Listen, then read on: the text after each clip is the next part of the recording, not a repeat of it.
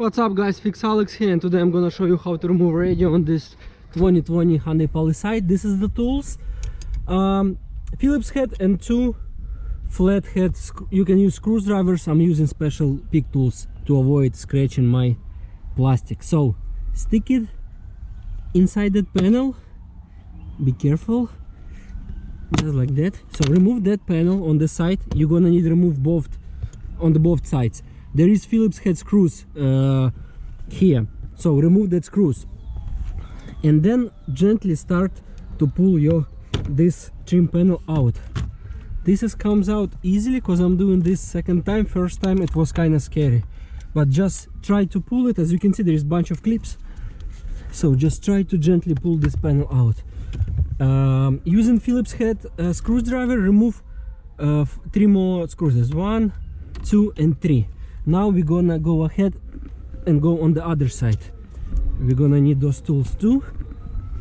All right, so on the other side, same thing. Remove the panel, remove 2 screws, 1 and 2.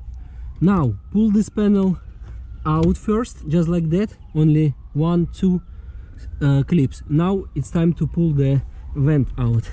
So gently start from, just lift this piece up and then wiggle it out, super gentle. As you can see, there is 5 clips.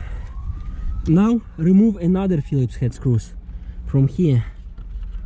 Remove that screws, and now most important part. Now we have to remove this panel, this cover. I'm gonna start from the bottom. Oh my god, yeah, super gentle. Wiggle it just like that, because bunch of plastic clips, you can very easily broken them.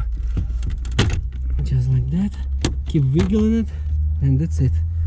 Remove this connector on the side, and now you gotta remove 4 Phillips head screws. 1 and the last one, the 4th one on top. Now just pull the radio out. Be super careful with the screen not to scratch it. There is just couple connectors, and that's it.